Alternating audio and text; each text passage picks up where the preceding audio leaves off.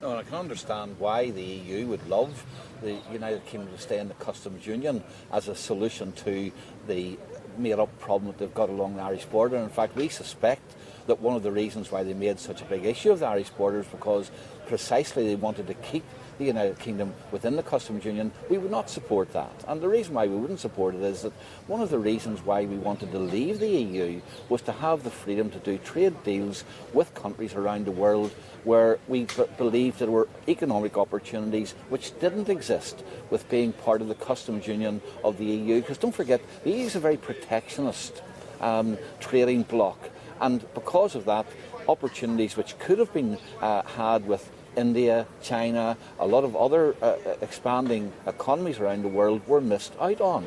And we believe that one of the reasons for getting out of the customs union is to be able to exploit those opportunities and to break free of the kind of protectionist bloc that the EU is.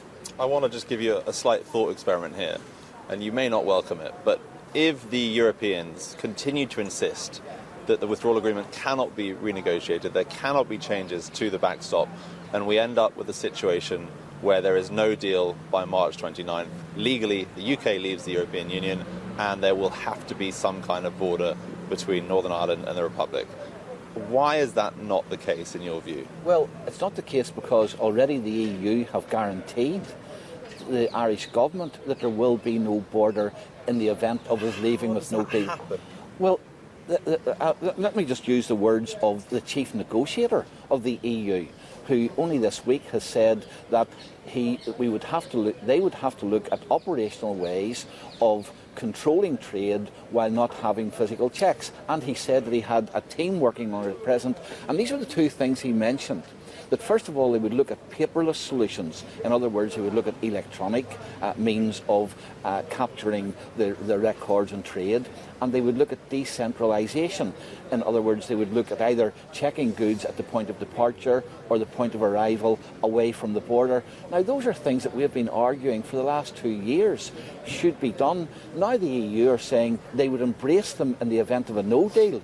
We're saying, look, it's not more sensible to embrace them and make it part of a deal. Now, I know you don't speak for the government, but you are a partner of the party that is in government, essentially. And I want to ask you this. We've heard from a number of government representatives this morning. They've been unable to explain what these alternative arrangements would be that are part of Graham Brady's amendment that was passed with a majority last night. Do you have any clear way of explaining to our viewers what those could consist of? I do have. And I mean, the first thing is that we're saying to give comfort to the EU and to give comfort to the Irish that there should be a legally binding protocol in respect of Northern Ireland that none of the parties to the agreement would ever erect a hard border. And then secondly, that there would be a menu of means by which that could be achieved. And including the kind of paperless solution which the EU say they're looking at present, including decentralisation, i.e. looking at checks away from the border, including the trusted trader status, which is already in operation anyway for goods crossing the border where taxes have to be collected currently because of excise differences, VAT differences, sales tax differences in your language. And so there's a whole range of things which have been looked at and put forward in the past, which have been rejected by the EU. So if you were to ascribe motives for that, why did they reject them, do you think? I think that the reason why they rejected them was because they saw the Irish border issue and the way in which they presented the Irish border issue as a way of keeping Britain in both the customs union and the single market. That was really their objective. They didn't want Britain to be free, to be able to be a competitor on the world stage. And unfortunately, the Prime Minister fell for it. The House of Commons wouldn't accept it, and she's now having to go back to renegotiate it. Do you think Leo Varadkar believes that the reason they want this backstop in place in the form that it has right now is to stop Britain from being a player on the world stage? I believe that Leo Varadkar has been used by the EU and has also for his internal domestic politics reasons where he's having to compete with Sinn Féin had to make the border a big issue.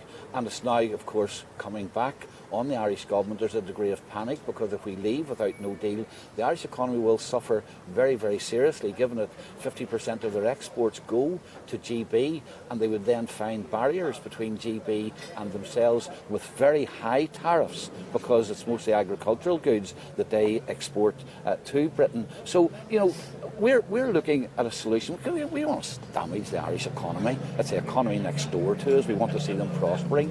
And I believe that what happened in the House of Commons last night, if parties take a sensible approach, then we can get through this. And indeed, you know, I would just point out to you that the previous administration in the Irish Republic took the same view as we did, that we should try and find the easiest ways possible for dealing with cross-border trade.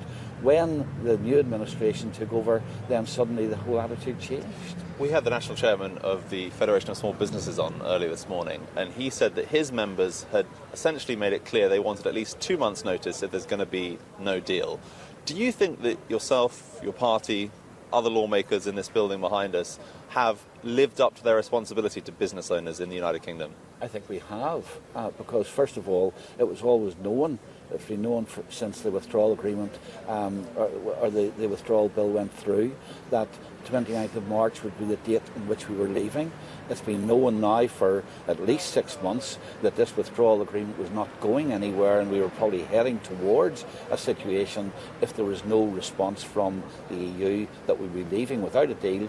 And you know, it's not only the people in the House of Commons and the House of Lords and the government who have to take some responsibility for this, because of course if we finish up with no deal, it will be because the European Union played a part in that as well by being unwilling to compromise. One final incredibly quick yes or no question. If this deal comes back in 2 weeks' time, there have been no substantial changes to the backstop, will the DUP vote it down? We will. Hi, I'm Joanna Bersecci, and thank you for watching. You can check out more of our videos by clicking on the boxes on the screen. And don't forget to subscribe to our channel for more from CNBC International. Thank you for watching.